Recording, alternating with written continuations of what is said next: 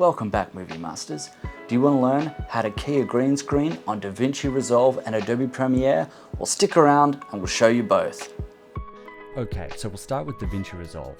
First, we'll drag both of our clips into the project timeline. Once we've done that, we'll drag the clip that we want on the bottom into our timeline here. Then, once we've selected the part that we want to green screen out, we will then drag that over the top. Once we have got that over the top of the clip below, we will then go here to our Effects tab. Once we're here, we will click on the Effects button and we will search for Key.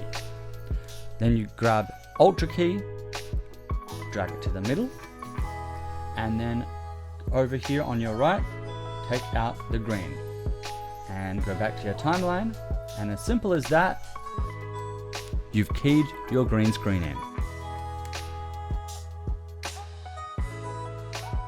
Now, for Premiere Pro, once again, we will drag our clips into the timeline.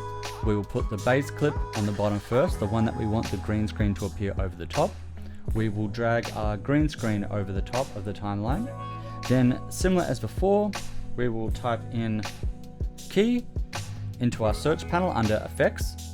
Then we drag the Ultra Key over the top. Then once we click on our video that we want to green screen, we will select the color, we will click over here, and hey presto, it's green screen. Press play, and there you go, as easy as that. Once again, thanks for watching. If you found this helpful, hit the subscribe button, and we'll see you next time.